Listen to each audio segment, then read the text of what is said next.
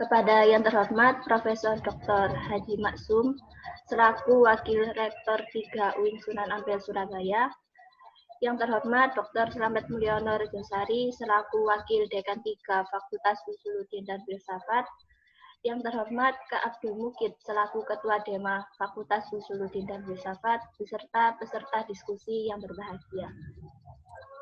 Pertama, marilah kita panjatkan kepada Allah Subhanahu wa Ta'ala yang telah memberikan rahmat, taufik, serta hidayahnya kepada kita, sehingga kita bisa berkumpul dalam diskusi online Ngosek Season 3 dalam keadaan sehat walafiat. Selanjutnya di sini saya sebagai pembawa acara akan membacakan susunan acara diskusi kali ini. Acara yang pertama pembukaan, acara yang kedua sesi diskusi, acara yang ketiga penutup. Sebelum acara ini dimulai, marilah kita membaca suratul Fatihah dengan harapan diskusi kali ini dapat berjalan dengan lancar. Biridhoillah wa bi syafaati Rasulullah sallallahu alaihi wasallam. Al-Fatihah. A'udzubillahi minasyaitonir rajim. Terima kasih disampaikan. Memasuki acara selanjutnya yaitu sesi diskusi.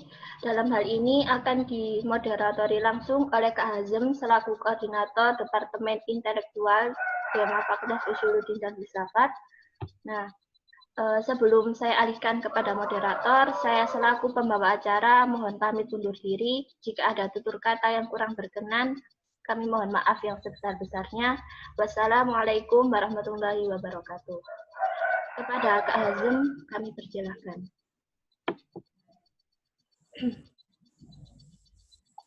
Assalamualaikum warahmatullahi wabarakatuh.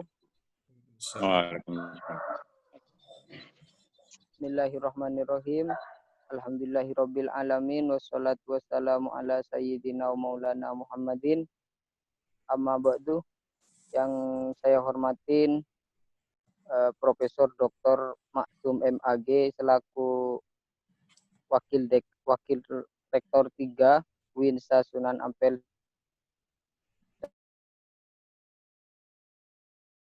Dr. Slamet Mulyono Rejosari selaku Wakil Dekan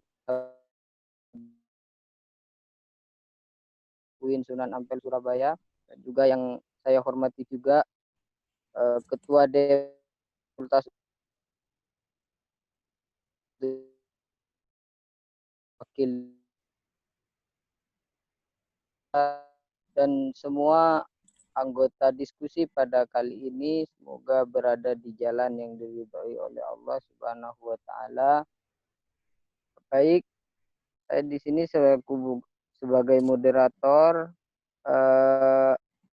dalam diskusi kali ini dengan tema aktualisasi Tridharma Perguruan Tinggi menyambut new normal yang akhir-akhir ini digaungkan oleh pemerintah tentang new normal. Akan sedikit memberikan sebelum memberikan kesempatan kepada narasumber, akan memberikan ulasan apa inti dari yang ingin kita capai dari percakapan kali ini. Sudah kita ketahui semua bahwasanya Tridharma Perguruan Tinggi itu adalah sesuatu yang tidak boleh lagi diragukan untuk dicapai dalam semua kegiatan-kegiatan yang ada di kampus. Namun hal itu sekarang menjadi tantangan tersendiri dengan adanya COVID yang membuat aktivitas-aktivitas di kampus itu sedikit bermasalah dan harus direaktualisasi diri bagaimana seharusnya Tridharma itu masih bisa tercapai dengan sistem pendidikan yang tidak pernah kita lalui bersama.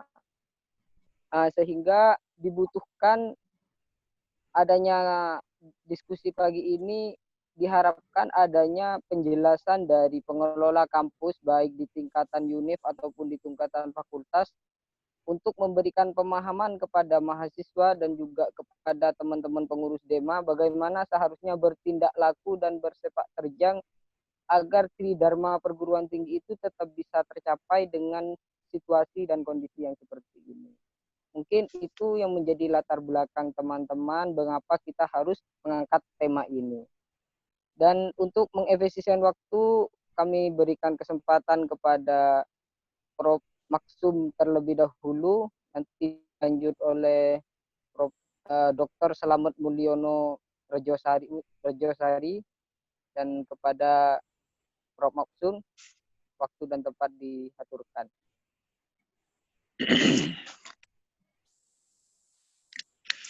Baik, Assalamualaikum warahmatullahi wabarakatuh. Waalaikumsalam warahmatullahi wabarakatuh. Alhamdulillah, wa syukurillah la ni'matillah, wala wala quwata illa billah. Wassalatu wassalamu ala rasulillah, wa ala alihi wa sahbihi wa mawala mabadu. Yang saya hormati Wadetika Fakultas Usuluddin, Pak Dr. Selamat Mulyono, kawan-kawan tema Fakultas Usuluddin yang saya hormati. Alhamdulillah pada pagi hari ini kita bisa bertemu sekalipun tidak ya ketemu langsung fisik, tapi paling tidak kita bertatap muka gitu ya, sekalipun mukanya nggak tatap-tatapan. Terima kasih kepada Dema Usuluddin yang telah menyelenggarakan kegiatan ini terkait dengan apa tadi temanya, aktualisasi Tridharma perguruan tinggi dalam menghadapi new normal.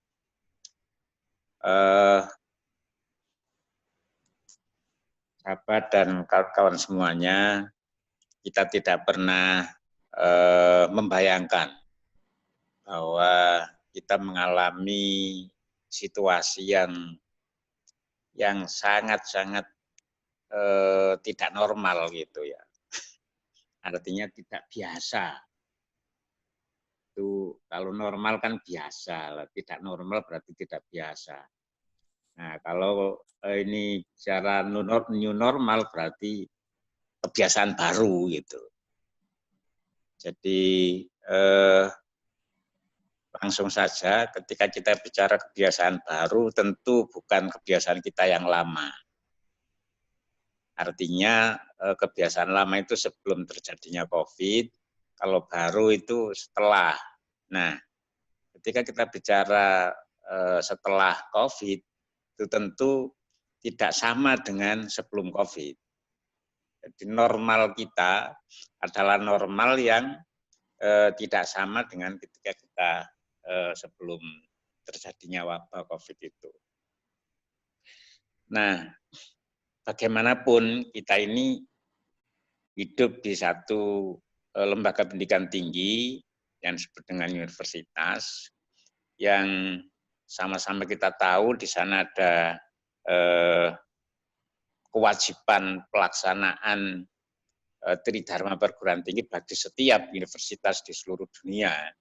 Itu harus melaksanakan itu, yaitu pendidikan pengajaran, penelitian, dan pengabdian. Itu tidak boleh tidak. Nah, kita sama-sama tahu juga dalam situasi seperti sekarang ini, situasi yang normal baru dalam arti tidak seperti yang selama ini sebelum COVID. Kalau sebelum COVID kita bisa bertatap muka langsung, kita bisa berinteraksi secara fisik maupun secara apapun, kita bebas pada saat sebelum COVID. Nah, begitu terjadi COVID ini, kemudian seluruhnya kita dibatasi. Nah, keterbatasan-keterbatasan itulah yang perlu kita antisipasi ke depan ketika kita menghadapi new normal itu.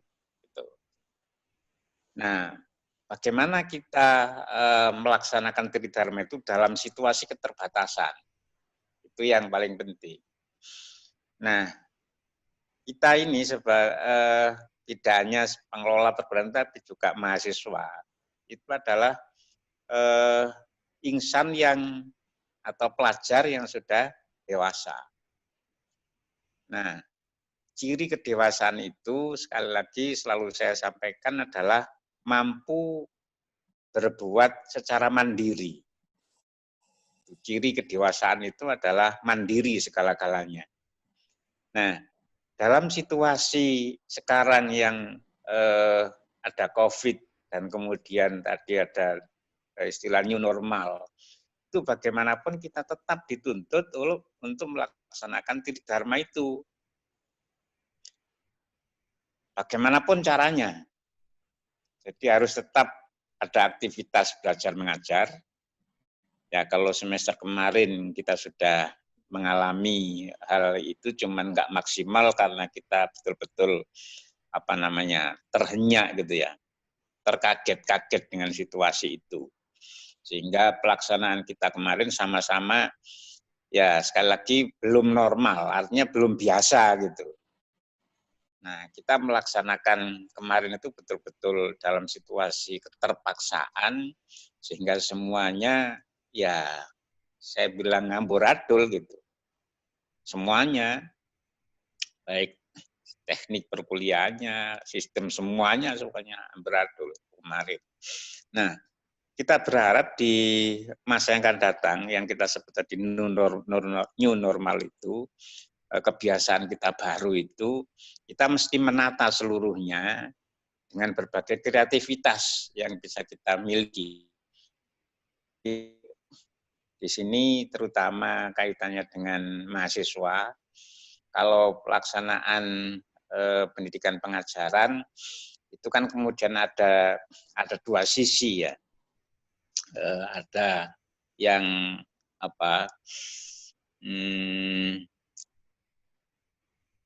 kita laksanakan di bangku kuliah, itu kita sebut sebagai kurikuler gitu ya, yang sudah ada kurikulumnya. Nah, kemudian itu biasa kita laksanakan di kelas-kelas. Nah, ke depan karena situasinya berbeda dengan sebelum COVID, maka kemudian dilaksanakan secara daring, nah, kayak seperti ini. Begitu juga dengan kegiatan yang ekstrakurikuler. Jadi kalau tadi yang kurikuler itu dilaksanakan seperti kemarin yang sudah itu. Nah, yang berikutnya yang co-kurikuler atau ekstrakurikuler. Yang biasanya kita juga di WIN ini ada seklik gitu ya. Nah, itu bagaimana pelaksanaannya, itu terutama kaitannya dengan tugas pokok dan fungsi dari UKM-UKM. Itu kan kita kemudian dituntut untuk menguras kreativitas kita. Jadi bagaimana kita berkreasi melaksanakan kegiatan untuk mencapai tujuan yang kita inginkan. Jadi untuk pelaksanaan kegiatan tridharma itu baik yang kurikuler, pendidikan pengajaran, maupun penelitian dan juga pengabdian, itu kita laksanakan sesuai dengan kreasi kita, tentu dengan memenuhi standar protokol kesehatan. Jadi kita mulai semester ini kan, maksudnya semester yang akan datang, semester ini sampai semester depan, itu enggak boleh kita ada kegiatan di kampus. Termasuk pendidikan itu mulai dari TK, SD, SMP, SMA, enggak boleh ada kegiatan dalam kampus. Itu aturan yang disampaikan oleh Mendikbud.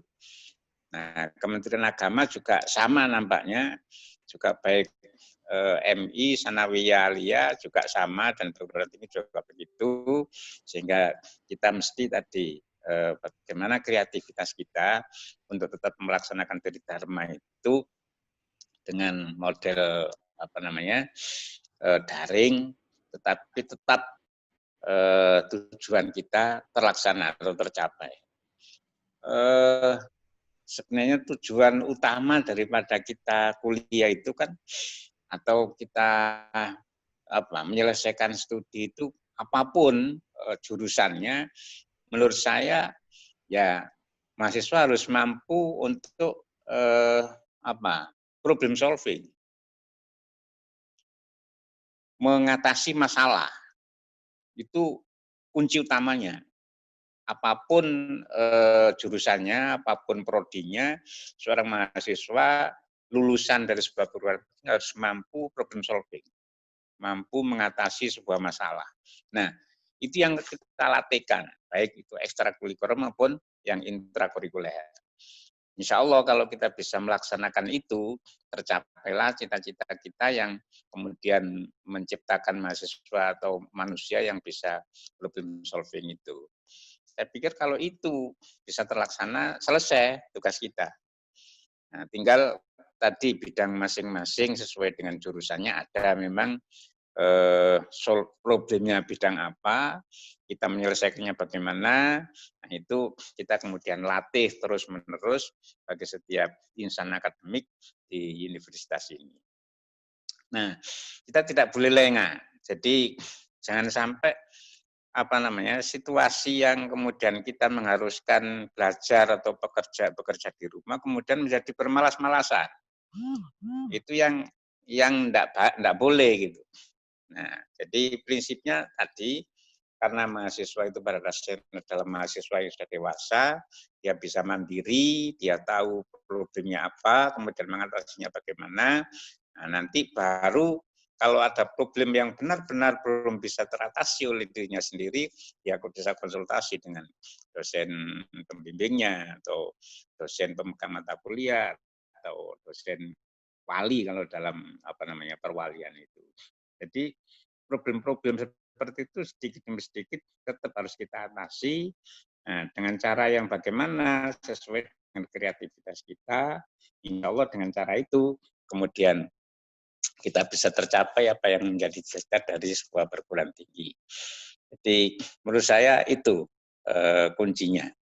Dan jangan lupa mahasiswa hari ini adalah pemimpin di masa depan yang harus tadi betul-betul menggali kreasinya, menggali intelektualnya sehingga dia bisa mengatasi problem yang akan datang.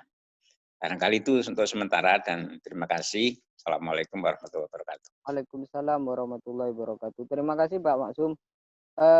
Ini sebelum dilanjut kepada Pak Selamat selaku Wakil Dekan, ada beberapa hal janggal dari teman-teman mahasiswa terkait dengan beberapa regulasi-regulasi kampus yang masih bingung teman-teman menyikapinya di bawah. Di antaranya itu tentang KKN, yang KKN daring kemarin, apakah hal itu sudah dianggap sebagai bentuk problem solving dari regulasi yang seperti itu dari pihak kampus seperti itu?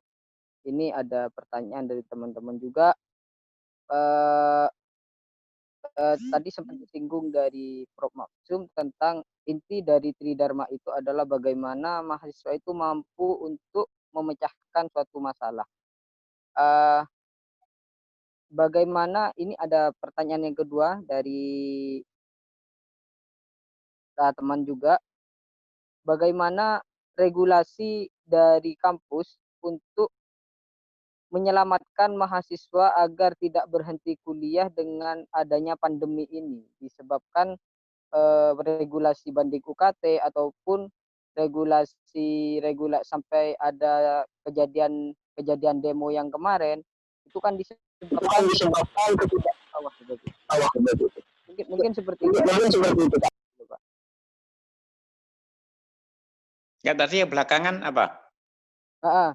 Bagaimana langkah dari kampus tentang banding UKT bagi mahasiswa baru yang tidak bisa tatap muka, apakah ada regulasi langsung dari pihak kampus yang bisa melalui daring atau tidak, sehingga mahasiswa yang merasa UKT-nya perlu dibandingkan gitu, itu bisa melakukannya dengan tetap menjaga protokol new normal yang digaungkan oleh pemerintah gitu, Pak.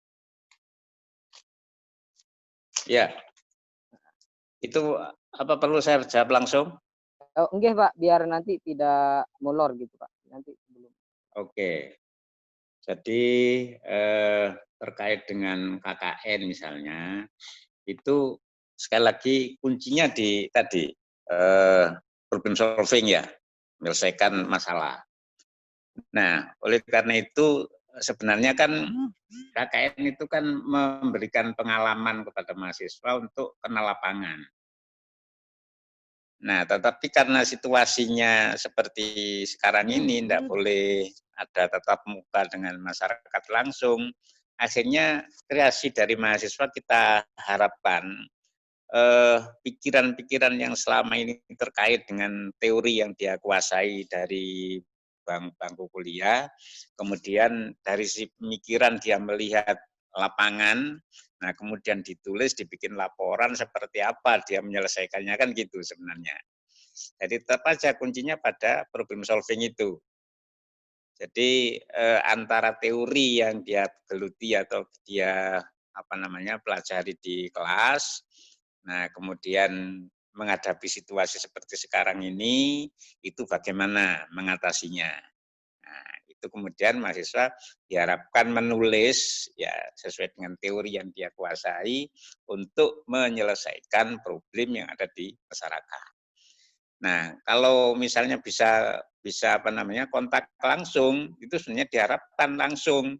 Oke, ini masalahnya begini, problemnya begini, kemudian ngatasinya begini. Nah, diusahakan untuk ngatasi sekaligus gitu. Berhubung tidak bisa ketemu langsung dengan masyarakat, ya udah teorinya dikembangkan sesuai dengan problem yang dihadapi, kemudian dibikin untuk menyelesaikan masalah itu. Itu terkait dengan KKN itu. Jadi di mana-mana memang di perguruan tinggi memprogram seperti itu. Jadi melalui daring ya KKN-nya itu. Tidak langsung berhadapan dengan masyarakat karena situasinya seperti ini. Kemudian terkait dengan apa tadi UKT ya. Banding UKT untuk mahasiswa baru, Jadi Pak. Apa? Banding UKT untuk mahasiswa baru yang sekarang tidak bisa ke kampus karena ada aturan dilarang masuk kampus sekarang, itu bagaimana? Apakah regulasinya Ya. sudah dibuat sedemikian rupa oleh pihak kampus? Ya, jadi untuk penentuan UKT itu kan sudah mahasiswa semuanya diminta untuk menyampaikan kemampuan ekonominya ya. Suruh memasukkan penghasilan orang tua macam-macam itu kemudian ditentukan. Nah, kalau misalnya dia masih merasa belum mampu untuk membayar sesuai dengan ketentuan itu, juga bisa masih komunikasi melalui daring. Atau pada akhirnya nanti dari pihak kampus juga akan melihat situasi yang sebenarnya di lingkungan mahasiswa yang bersangkutan. Jadi itu tetap kita perhitungkan hal seperti itu. Nah, kaitannya dengan pengaruh atau mungkin dampak dari COVID yang tidak hanya mahasiswa baru tapi juga mahasiswa lama, kita kasih potongan tadi kalau yang terdampak ya sesuai dengan SK Rektor itu 15%. Nah, yang mahasiswa baru kita sekarang ini tidak memberlakukan grade 6 sama 7 kalau nggak salah. Mungkin tertinggi sampai 5 untuk yang mahasiswa baru sekarang. Jadi kita tidak berlakukan grade 6 sampai 7. Itu karena pertimbangan tadi itu, situasi ekonomi bagi para wali atau orang tua mahasiswa. Nah, tetapi juga ada yang masih kurang gitu ya. Jadi mohon maaf, ada mahasiswa baru yang merasa terlalu rendah gitu ya. UKT-nya. Karena memang kemampuan ekonomi keluarganya gitu. Ada itu betul. Terus Nah, regulasinya gimana Pak? Maksudnya langsung pada, karena ini yang mendengarkan juga ada sebagian, biar nanti kalau ada mahasiswa baru yang nanya ke jajaran Dema, itu bisa mengarahkan sesuai dengan regulasi yang diatur oleh kampus. Artinya kalau melalui daring, pengajuannya melalui daring itu teknisnya bagaimana? Apakah dari pihak unit sudah membuat juknis dan juga juklat tentang ini, Pak? itu sudah ada itu, jadi mekanismenya sudah ditentukan dan itu mungkin kalau secara persisnya yang tahu persis karena dia yang menentukan UKT itu bagian akademik ya, Pak Rofik. Nah, langsung bisa komunikasi dengan Pak Rofik. Pak Rofik akademik kantor pusat. Tahu kan ya? Tahu, Pak. Nah, bisa melalui itu. Nanti kalau sudah data-data sudah masuk semua akan dipertimbangkan. Jadi memang ada kemarin kasus yang juga mungkin nggak lewat demo tapi langsung ke saya ya dari mungkin kebetulan kenal itu wali mahasiswa itu, Pak kondisi saya itu begini kok saya kena anu sekian gitu, kena apa level UKT sekian. Saya bilang oke kalau gitu coba ngajukan apa namanya permohonan dengan tadi bukti-bukti itu. Alhamdulillah akhirnya kemudian turun gitu ya. Itu mahasiswa baru, jadi saya pikir itu mekanismenya semuanya sudah diatur. Nah,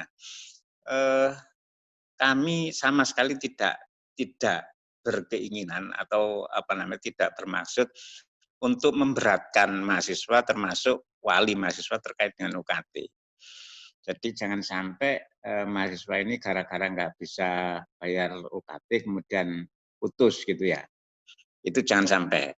Oleh karena itu kami berusaha satu, kalau yang regulasi administrasinya sudah ada pengajuan itu, kemudian penurunan itu, juga masih ada usaha kami yang bagaimana tetap bisa membantu itu melalui UPZ ya. Jadi UPZ itu cuman mekanismenya nampaknya belum dibikin, tetapi pengalaman selama ini biasanya melalui wali studi ya. Wali studi, dia mungkin misalnya UKT-nya kena 2 juta, kemudian dia baru punya uang 1 juta, nah kemudian dia menyampaikan problem itu ke kami, baru kita kasih diskusi untuk dibantu oleh UPZ kekurangannya. Itu ada kan ya? Nah, itu maksud saya, kami dari universitas ini tetap jangan sampai mahasiswa ini ada yang DO atau nggak bisa apa namanya nggak bisa melanjutkan gara-gara nggak punya atau nggak bisa bayar UKT. Itu prinsipnya. Itu barangkali ya. Terima kasih. Oke, Pak. Terima kasih, Pak. Mungkin bagi teman-teman yang lain nanti jika ada pertanyaan atau hal-hal yang janggal silakan melalui kolom chat biar bisa disampaikan pada narasumber pagi hari ini. Dan untuk selanjutnya kepada Bapak Slamet Mulyono Rejo untuk selaku Wadek 3 Fakultas Usuluddin dan Filsafat untuk memaparkan terkait dengan hal yang ingin disampaikan pada pagi ini. Waktu dan tempat dipersilahkan. Ya, Assalamualaikum warahmatullahi wabarakatuh. Dengar suara saya? Coba. Dengar ya? Terima kasih atas kesempatan yang diberikan kepada saya. Selamat pagi, setengah siang Pak Maksum dan moderator yang bisa mengantarkan acara ini. Tapi sebelumnya saya ingin sebetulnya melihat wajah-wajah yang mengikuti acara ini sebetulnya. Jadi ada berapa ini? Ada kurang lebih 15 orang.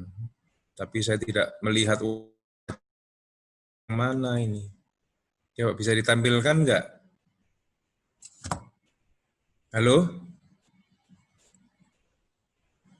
Mungkin untuk semua ya peserta diskusi pagi ini bisa diaktifkan kameranya biar tidaknya bisa biar mengobati ya, kerinduan biar Pak. Adil ya.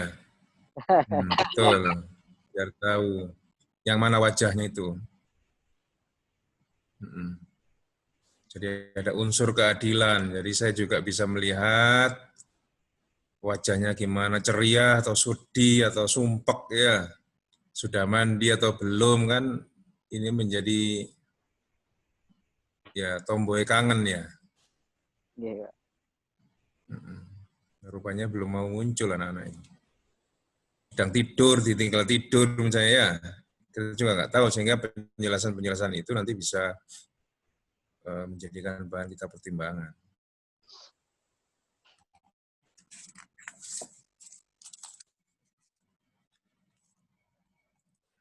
Oke, saya kira itu ya.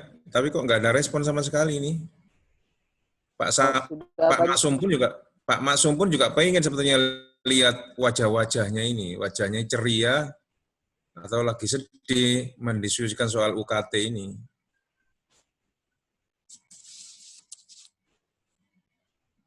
Gimana? Nggak ada respon sama sekali? Enggak, Pak. Udah dibuka, Pak, sebagian itu, Pak. Oke. Tinggal beberapa. Ini baru Abdul Aziz saja yang buka ini. Nah, Mas Abdul Mukid ini, ketua Demanya.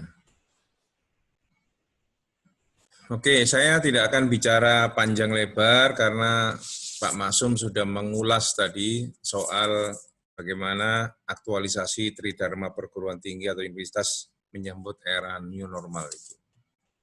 Saya hanya ingin menegaskan bahwa di Fakultas Usuluddin kita juga punya harapan yang sama agar mahasiswa Fakultas Usuluddin itu khususnya dan mahasiswa UIN pada umumnya bisa menyelesaikan studinya itu sesuai dengan waktu yang ditentukan.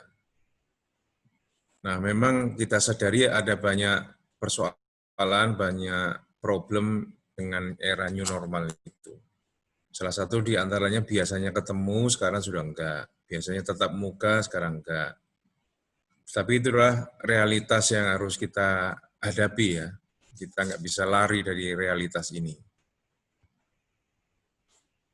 Oleh karena itu, kita sebagai mahasiswa ya memang dituntut untuk memiliki ide-ide kreatif, spirit untuk belajar lebih bagus dan lebih banyak.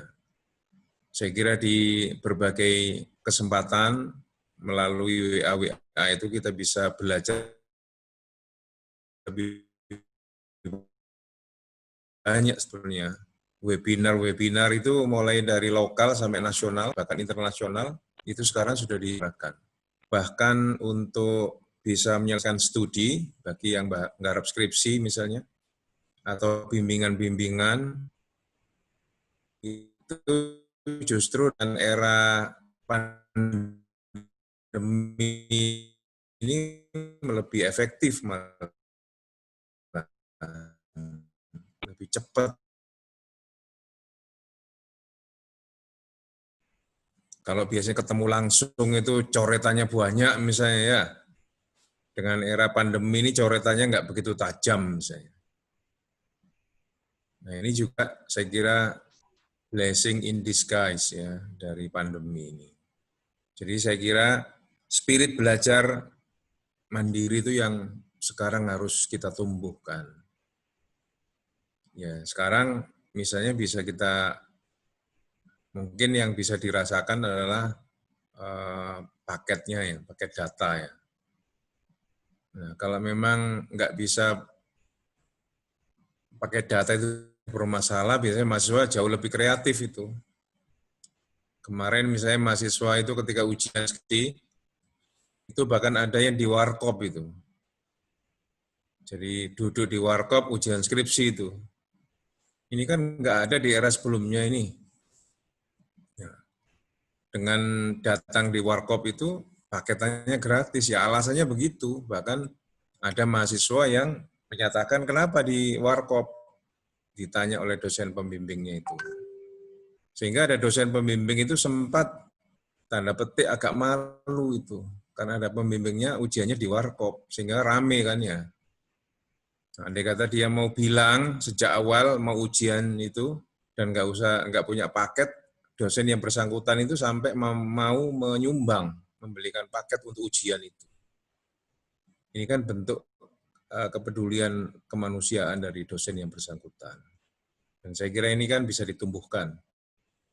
Empati-empati dari sivitas akademika itu semakin tumbuh dengan era pandemi ini. Ya. Kemudian yang kedua, dengan spirit belajar yang mandiri itu bisa melahirkan kreativitas. Kreativitas mahasiswa bisa dibangun, bisa dikembangkan di era pandemi ini. Kalau mungkin secara teknis nggak bisa ketemu langsung, mungkin mahasiswa itu bisa mendiskusikan lewat video call misalnya, atau lewat Zoom misalnya. Apa yang disampaikan oleh Pak Warek 3 tentang KKN dengan new normal tadi itu, saya kira sekarang ini masyarakat sudah banyak melek dan memiliki HP sehingga itu memudahkan kita untuk bisa berkomunikasi. Bahkan wawancara bagi mereka yang menggarap skripsi, tesis, atau disertasi itu, asalkan dengan ada kesepakatan di antara dua pihak, justru dengan era pandemi itu jauh lebih cepat. Wawancara bisa dilakukan langsung interview, atau bahkan chatting lewat WA. Nah, chatting lewat WA itu kan bisa langsung dipakai untuk nggak perlu nulis lagi kan, kutipan langsungnya bisa diambil. Nah, tinggal kreativitas mahasiswa untuk bisa membangun teori, membaca buku lebih banyak, itu saya kira menjadi PR bersama. Kemudian yang ketiga yang penting untuk dilakukan mahasiswa adalah lebih kreatif untuk bisa mengikuti acara-acara webinar. Webinar sesuai dengan topik, misalnya topik yang menjadi bahan makalah atau diskusi yang sedang dia kembangkan. Saya kira banyak berseliweran tentang webinar, topiknya mulai dari lokal sampai nasional. Itu bisa kita ambil peran di dalam konteks ini. Dan mungkin yang keempat yang perlu kita ambil adalah bagaimana kreativitas kita di dalam menghadapi pandemi. Nah, ini saya kira yang harus kita pahami adalah kita ini kan universitas bagian dari bagian dari birokrasi. Ya kita sih maunya ya mensepakati atau membantu semuanya itu sesuai dengan tuntutan. Tapi kan kita ini mengalami banyak kendala sesuai dengan aturan-aturan birokrasi dan kesepakatan mulai dari atas pimpinan sampai bawah. Ini kan urusannya bukan urusan mahasiswa Fakultas Usuduni saja, tapi juga mahasiswa UIN, STAIN, IAIN, dan mahasiswa secara keseluruhan. Jadi semakin ke atas itu semakin rumit juga cara membuat aturan. Dan untuk diaplikasikan dalam konteks mahasiswa di ranah yang paling bawah pun pasti ada sejumlah anomali-anomali. Dan itulah yang harus kita diskusikan, sejumlah anomali itu, dan sarana untuk mendiskusikan itu sekarang sangat leluasa. Saya kira pimpinan kita, Warek 3, membuka peluang yang seluas-luasnya untuk mengadakan diskusi, mengadakan dialog sesuai dengan realitas. Tapi itu memiliki sejumlah keterbatasan-keterbatasan. Itu juga harus kita sadari bahwa kita sebagai mahasiswa dan sebagai pimpinan juga mengakui bahwa banyak keterbatasan-keterbatasan yang kita miliki. Saya kira itu yang mungkin bisa saya sumbangkan, mungkin bisa didiskusikan, saya kembalikan ke moderator. Oke, terima kasih Pak. Dari penyampaian Bapak Slamet ada beberapa poin yang bisa kita ambil. Ya, antaranya itu adalah mahasiswa itu harus bisa belajar mandiri dengan adanya pandemi ini. Yang kedua itu harus lebih kreatif karena adanya pandemi ini sebenarnya bukan menjadi hal yang menyulitkan tapi malah mempermudah. Ini ada beberapa pertanyaan Pak dari teman-teman melalui kolom chat. Di antaranya itu datang dari Mas Akbar. Bagaimana aturan atau regulasi di Fakultas Usuluddin tentang kegiatan-kegiatan teman-teman yang terkendala, Pak? Semisal UKM, apakah tidak ada regulasi boleh untuk tetap berkegiatan asalkan tetap dengan aturan new normal atau bagaimana Pak? Apakah regulasi itu sudah diatur atau tidak dari pihak pengelola FUF gitu Pak? Mungkin itu dulu dijawab Pak. Ya, terima kasih ya. Kita mengacu kepada aturan universitas sebagaimana yang dijelaskan oleh Pak Maksum tadi. Termasuk acara yang lebih gampang kemarin kan melakukan pelantikan hanya 4 orang. Ya, kemarin kan juga mahasiswa juga menyodorkan itu, enggak menyodorkan untuk online, bukan menyodorkan untuk offline ya, datang langsung. Tapi kebijakan fakultas kan mengikuti kebijakan universitas. Bagaimana melakukan sterilisasi di kampus itu juga ada SK rektornya, surat edaran yang tidak memperbolehkan mahasiswa untuk mengadakan aktivitas di dalam kampus. Terus ini pertanyaan susulannya Pak, apakah dari pihak kampus secara umum itu tidak ada solusi Pak agar teman-teman itu tetap bisa berkreasi di dalam kampus? Soalnya kalau new normal ini bukan berarti tidak boleh berkumpul, tapi harus sesuai dengan protokol kesehatan, misal pakai masker, jaga jarak dan semacamnya, dan itu dalam jumlah yang lebih sedikit kan bisa diatur di kampus Pak. Apakah itu masih belum ada aturan yang mengarah ke sana Pak? Karena mahasiswa di bawah itu sudah kangen kampus gitu Pak untuk berkegiatan di sana gitu. Iya, di tataran pimpinan pun juga sama. Sebenarnya juga kangen sama kampus, bahkan kita ini dianggap sebagai UT itu, universitas terbuka ya. Lihat gedungnya tapi tidak bisa masuk ya. Bahkan di aturan yang terbaru itu kan pimpinan atau tenaga tendik yang punya jabatan, baik Kaprodi, Sekprodi, maupun pimpinan universitas itu kan bahkan datang di kampus itu ada aturan minimal 1, bahkan ada yang datang seminggu sekali. Kalaupun ada persoalan-persoalan yang bisa diselesaikan dengan langsung, dengan offline, ya bisa, tinggal diatur aja. Kalau soal misalnya minta tanda tangan kan bisa online. Soal saran dan apa saja kan bisa lewat online. Jadi saya kira peluang-peluang itu yang bisa kita manfaatkan. Ya, mungkin Pak Maksum bisa mempertegas jawaban ini. Mungkin bisa dialihkan ke Pak Maksum tentang pertanyaan tadi. Apakah tidak ada wacana regulasi untuk teman-teman boleh beraktivitas di kampus tapi dengan protokol new normal yang sudah diatur ini Pak? Karena new normal itu bukan melarang mahasiswa, melarang siapapun untuk berkumpul, tetapi dilarang untuk berkerumun. Asalkan dengan tetap pakai masker, social distancing, jaga jarak dan semacamnya, itu hal-hal yang dianggap new normal itu Pak. Dan itu dipertanyakan di kalangan bawah Pak. Seperti kegiatan-kegiatan kreativitas mahasiswa itu sekarang malah mati belas gitu Pak. Seperti kegiatan UKM, seperti kegiatan SEMA itu tidak ada kegiatan. Mungkin ini bisa dijawab. Apakah ada wacana untuk ke sana Pak, untuk mengatur sesuai itu? Ya, jadi sementara ini masih belum ada jadi karena ini kemarin sebenarnya kita mau normal ya. Dengan new normal itu kita mau sebenarnya sudah tadi yang sampean sampaikan itu, memang kita semuanya rindu dengan kegiatan di kampus gitu ya. Nah, kapan hari waktu ada kasus beberapa bapak dan ibu kita yang meninggal ya, misalnya dekan dekan saintek, kemudian dosen dakwah yang kena itu, malah kita mau tutup total lagi.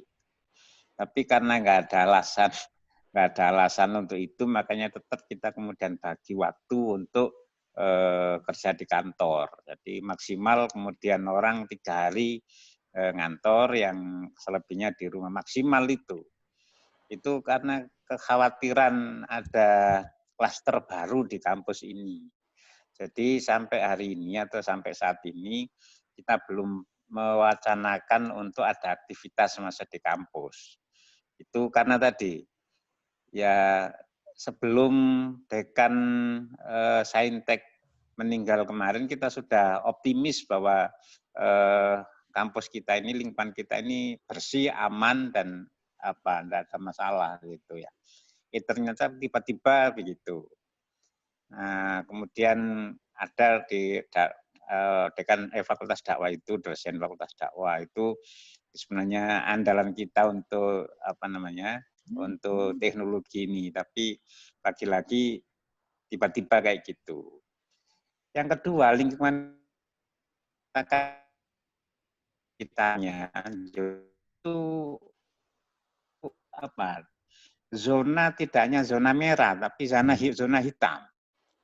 Kita kan nggak tahu dia waktu di luar tuh ketemu dengan siapa dan seterusnya, sehingga apapun kondisinya kita tetap berhati-hati, jangan sampai kampus kita ini menjadi klaster baru, itu kuncinya. Jadi sampai saat ini belum ada wacana untuk ada aktivitas mahasiswa di kampus. Jadi sekali lagi kita aja pegawai ini harus benar-benar dibagi gitu ya, nggak bisa gerudukan semuanya ke kampus bareng-bareng, sekalipun mungkin tadi Saman bilang kan ada physical distancing dan lain sebagainya, itu pakai protokol kesehatan yang itu kita masih belum bisa menerima kayak gitu itu. Ya karena tadi ya betapa kagetnya gitu ya ketika dekan Saintek tiba-tiba gitu. Kemudian berapa berikutnya tadi Fakultas Dakwah dosennya begitu. Kemudian ada sebelumnya itu juga ada kayak gitu.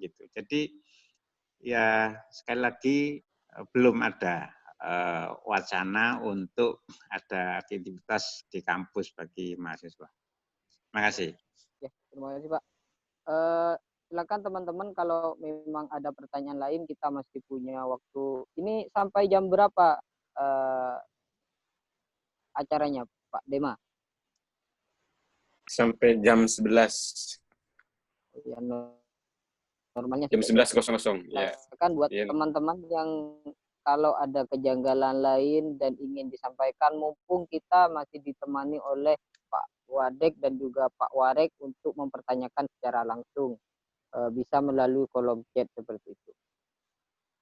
Ya monggo, saya siap. Jadi ya sekalipun sekarang ini ada rapat juga dengan LP2M, tapi tidak apa-apa, kita sempatkan untuk kawan-kawan di Dema Usuluddin. Monggo kalau masih ada. Silakan. Silahkan untuk teman-teman jika masih ada yang ingin ditanyakan.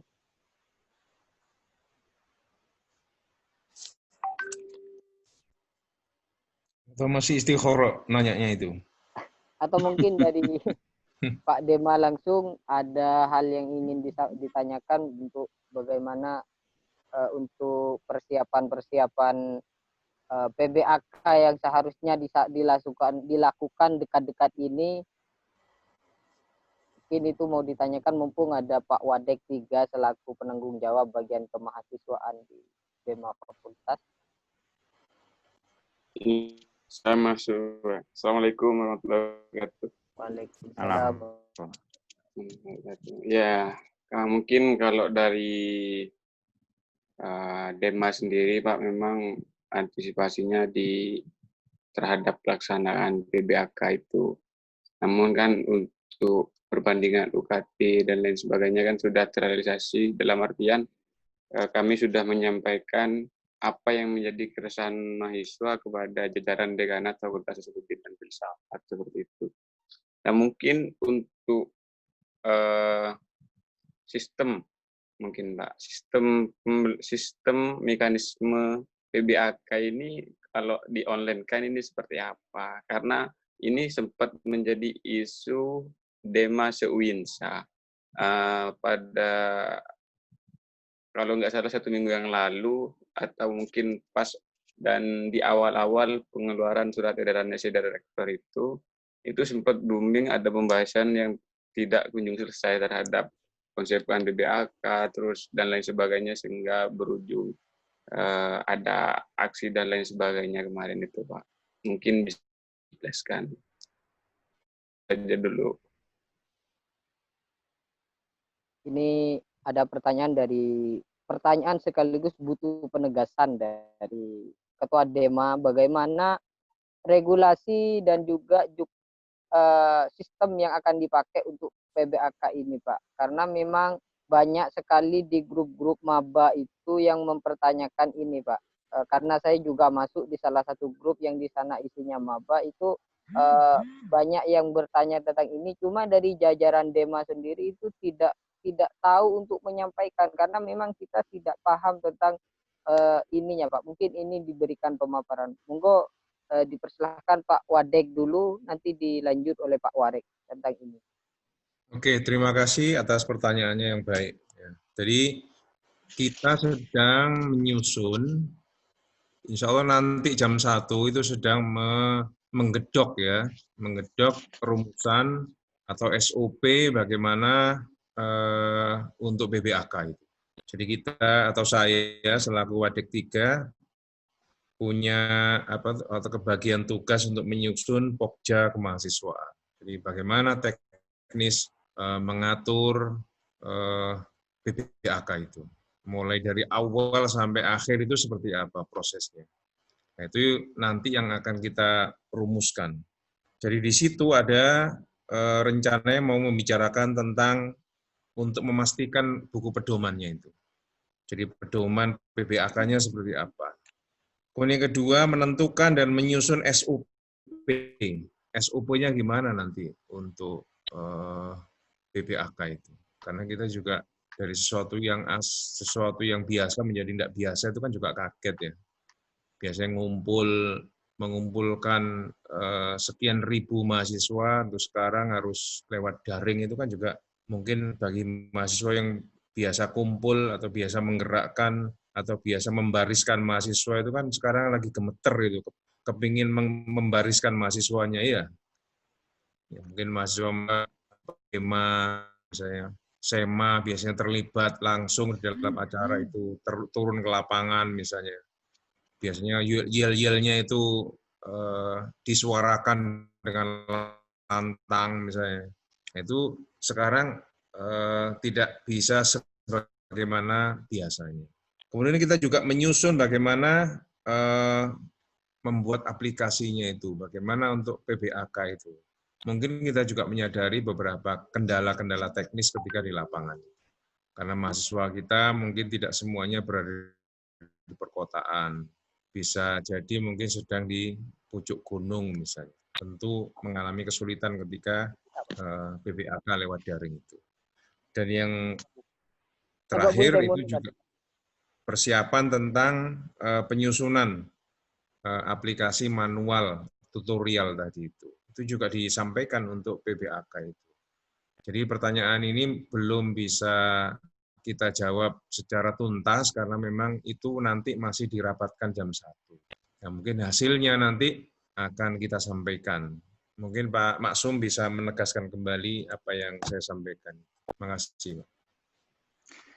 Ya, jadi memang betul yang disampaikan Pak Wadek 3 Usuluddin tadi, bahwa kita wacana untuk pelaksanaan PBAK seluruh Nusantara ya, PPKIN itu nampaknya menggunakan sistem daring. Mungkin ada beberapa yang tidak daring itu yang memang sama sekali tidak tersentuh oleh COVID itu. Ya, Kalimantan Tengah itu kemarin berinformasi katanya dia biasa di daerah tertentu itu tidak ada yang pakai masker, nggak ada yang pakai APD, macam-macam tidak ada, itu karena memang tidak tersentuh oleh COVID ini. Nah, tapi di Jawa khususnya, kemudian Sumatera, itu rata-rata prinsip itu adalah menggunakan daring untuk PBAK. Nah, jadi kita mesti mempersiapkan diri, terutama saya juga minta kepada Dema Usuluddin untuk mempersiapkan kira-kira seperti apa. Itu kita masih mencari bentuk karena memang semuanya masih mempertanyakan bagaimana enaknya. bagaimana baiknya.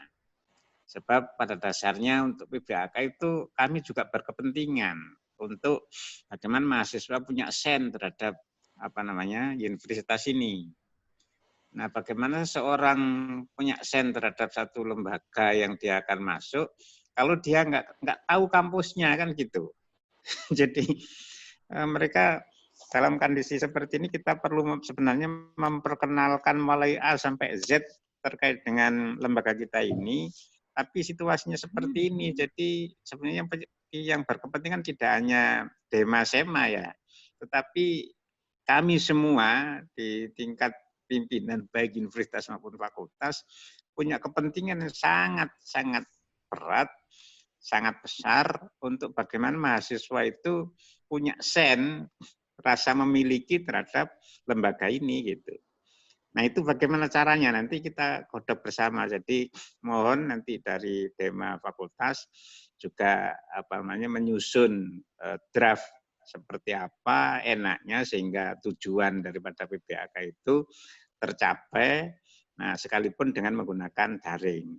Jadi yang jelas seperti itu. Ya, mohon maaf tadi sudah saya sampaikan untuk lembaga pendidikan itu kalau di SLTA ke bawah itu nggak boleh mendatangkan sama sekali siswanya ke sekolah. Nah, sama dengan kita juga begitu. Sebab kalau tidak, ini ancamannya pimpinan lembaga itu yang bertanggung jawab. Jadi misalnya ada pertemuan mahasiswa atau siapa ke kampus, nah kemudian terkena terpapar, itu yang bertanggung jawab pimpinan kampusnya gitu. Coba, nggak berat itu. Nah itu makanya kita berusaha sekeras mungkin ya untuk tadi tujuannya berhasil, tapi dengan cara yang aman, terkendali itu yang paling penting. Jadi nanti lagi mohon pada Dema Usuluddin dan Dema U juga merumuskan bagaimana pelaksanaan PBAK itu efektif dan efisien dengan cara daring itu. Terima kasih. Oh, okay. Terima kasih Pak. Mungkin itu sudah ada penyampaian dari Pak Wadek dan Pak Warek. Namun hal ini masih belum bisa dijawab secara sempurna karena memang dalam tahap proses pembuatan SOP dan juga semua.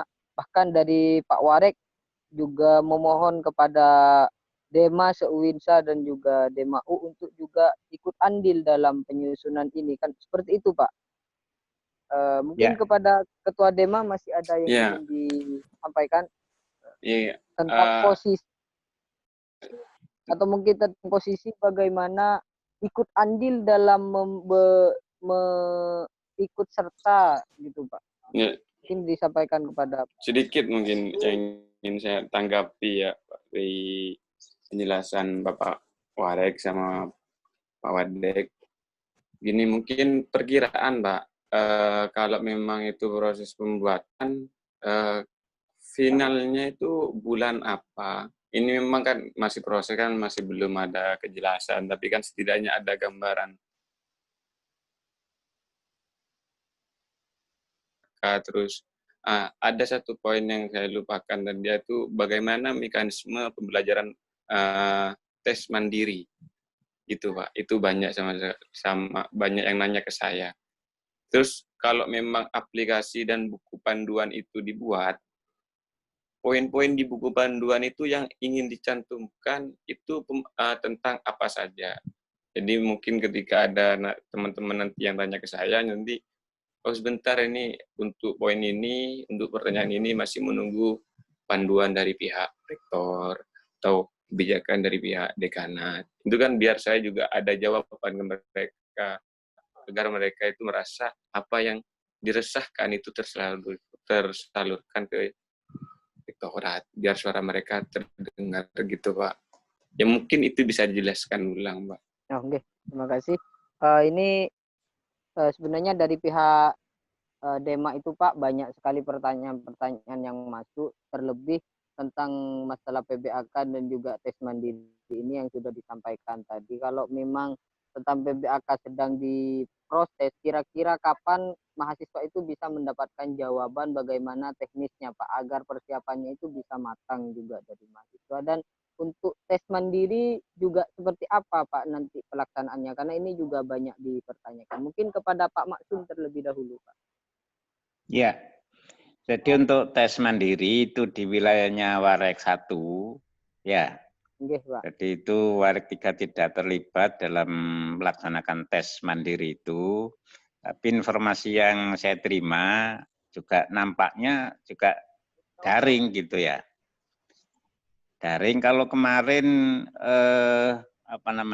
di nasional yang UMPT itu nampaknya menggunakan UTBK ya. Nah, saya tidak tahu persis kita menggunakan apa. Itu wilayahnya WR1. Jadi mungkin juga enggak menggunakan UTBK, tetapi mungkin hanya lewat rapot dan seterusnya. Itu saya sekali lagi enggak tahu ya. Itu WR1 yang ngurusi persis untuk yang tes mandiri itu. Nah, yang terkait dengan PBAK sekali lagi, nanti sore jam 1 baru kita ketemu dengan para Wadek 3 di lingkungan Wisnu Ampel. Jadi kemungkinan ya memang itu kita masih merumuskan, jadi nggak bisa cepat gitu ya. Nanti kalau sudah waktunya, saya akan undang juga Dema-Dema U dan Dema F untuk merumuskan itu hasilnya seperti apa, nanti kita musyawarahkan bersama. Jadi kita belum mengambil keputusan bentuknya seperti apa, mekanisme bagaimana, SOP-nya gimana itu masih belum. Jadi nanti pada saatnya akan kita harap bersama. Itu barangkali ya. Jadi beritahukan saja pada ini Dema Suluddin bahwa kita masih belum, tapi intinya kita akan melaksanakan PBAK itu secara daring, cuman modelnya bagaimana itu masih kita rumuskan bersama-sama itu. Ya, jadi biar enggak terus bertanya-tanya, nanti akan pada saatnya akan terinformasikan apa yang akan kita putuskan nanti. Terima kasih.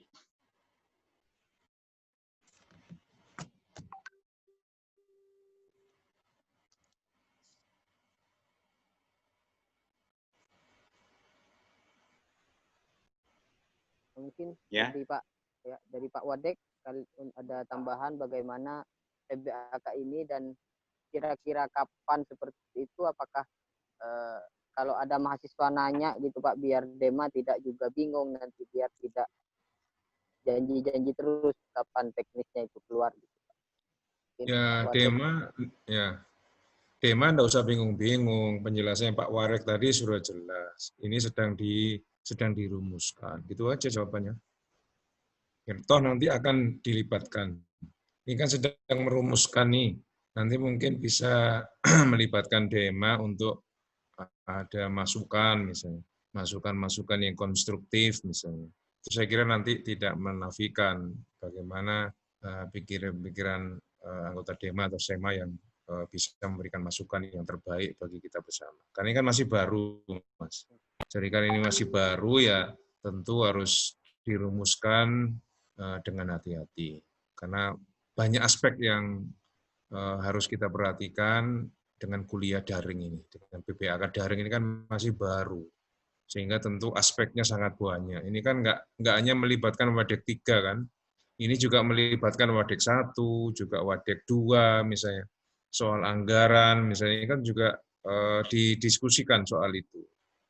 Jadi kalau Wadek 3 membahas sendiri, itu juga nanti diplenokan. Bagaimana menurut Wadek 1. Soal KKN misalnya. Soal KKN kan nggak bisa Wadek 3 menjawab, karena itu soal-soal akademik, sehingga juga harus melibatkan Wadek 1. Nah, terus bagaimana tentang penggunaan anggaran, kalau ada Dema misalnya, ada UKM misalnya, itu kan juga menyangkut dana. Apa yang bisa dicairkan dan apa yang nggak bisa dicairkan, itu kan juga wewenangnya Warek 2 atau Wadek 2 di tingkat fakultas. Saya kira hal-hal yang teknis teknis pun kan ya harus dibicarakan dari semua perangkat pimpinan. Ya, jadi kita harapkan memang DEMA nanti juga bisa memberikan kontribusi setelah kita merumuskan semuanya dari semua aspeknya. Jadi kita nggak memakai kacamata kuda ya, tapi mungkin cara pandang mahasiswa bisa berbeda dengan kita, sehingga itulah yang akan kita jadikan masukan yang berharga tentunya. Saya kira itu ya. Oke Pak. Insya Allah kalau dari jajaran DEMA Pak, selama dibutuhkan siap untuk pasang badan Pak untuk ikut berkontribusi dalam penyusunan ini. Iya, terima kasih. Pak.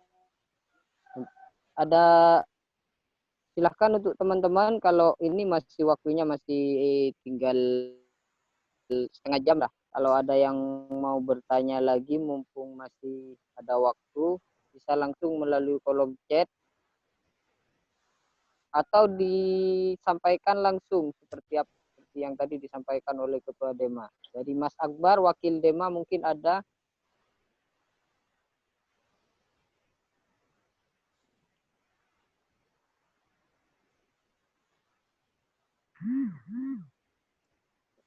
Dari Mas Akbar selaku Wakil DEMA. Ya, kalau tidak ada mungkin nanti kita tutup ini, Pak. Ya, nggak apa-apa, nggak usah dipaksakan. Nah.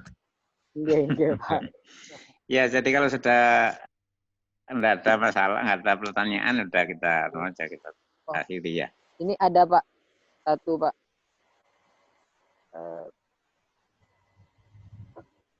Ini ada pertanyaan Pak, mungkin saya bacakan langsung Pak ya.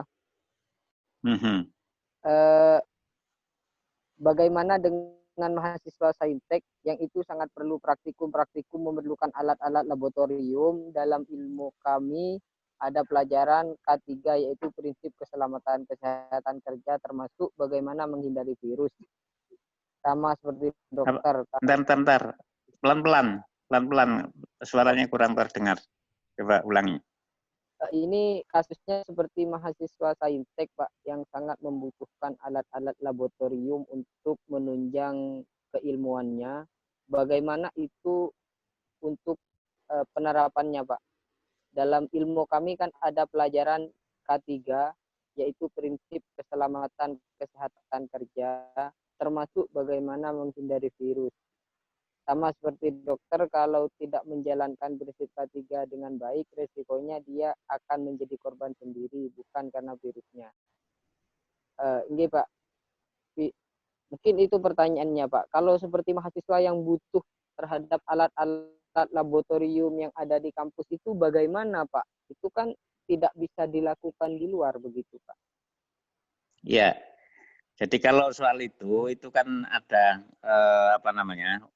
bidang laboratorium yang menangani ya. Jadi itu diatur internal oleh UPT laboratorium itu, teknisnya seperti apa itu internal, itu yang mengatur. Jadi oleh karena itu biasanya di depan security itu ketika ada mahasiswa mau masuk atau ada tamu masuk itu ditanya mau ketemu dengan siapa. Mau janjian dengan siapa, biasanya begitu. Jadi ngurus administrasi pun biasanya kayak gitu. Itu baru boleh masuk kalau ada misalnya 1-2 orang yang mau ketemu dengan si A, si B di dalam, nah itu baru boleh masuk. Nah mungkin untuk yang kaitannya dengan lab, itu kemudian ada janjian kayak gitu antara dosen dengan mahasiswanya. Jadi SOP lab itu ada di lab itu sendiri secara internal. Jadi kita tidak membuat SOP untuk lab, yang bikin ya internal lab itu sendiri. Itu yang terjadi selama ini di kampus ini. Oke, tapi intinya fasilitas yang ada di dalam itu masih bisa digunakan seperti lab gitu, masih bisa Pak Eva? Bisa, semuanya bisa. Jadi semuanya yang ada di dalam ini masih berfungsi semuanya. Cuman tadi orangnya yang nggak boleh melaksanakan aktivitas itu dengan leluasa seperti sebelum adanya COVID. Kan itu. Sehingga seluruhnya diatur, teknisnya sangat detail seperti yang tadi saya sampaikan itu. Ya misalnya mahasiswa minta stempel atau tanda tangan saja, itu kan nggak ujuk-ujuk datang. Karena di depan security-nya kan ada SOP-nya untuk bagaimana ada tamu masuk gitu. Jadi semuanya sudah diatur seperti itu supaya tidak bebas seperti dulu sebelum ada COVID. Itu ya. Ya, terima kasih Pak. Mungkin termasuk juga tentang alat-alat musik bagi UKM musik itu bisa digunakan Pak kalau memang sesuai dengan standar new normal ini Pak.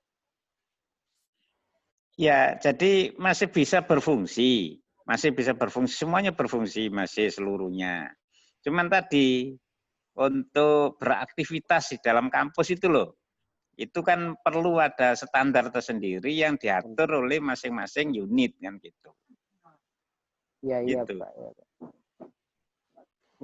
Mungkin seperti itu penyampaian dari, karena ini bukan wilayahnya Wadek, karena yang ditanyakan laboratorium dicukupkan kepada Pak Maksum saja. Ya. Mungkin kalau masih ada satu lagi terakhir dari teman-teman yang ingin ditanyakan tentang diskusi kali ini.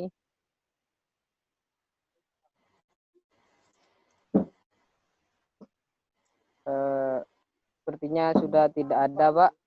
Yang ya. tadi terakhir. Kalau memang nggak ada, kita tutup. Ya, terima kasih ya. Ya. Terima kasih. Mungkin hanya sedikit yang bisa saya sampaikan dari awal. Yang disampaikan oleh Prof. Maksum, bahwasanya inti dari menjadi mahasiswa itu adalah bagaimana atau sebelum solving dan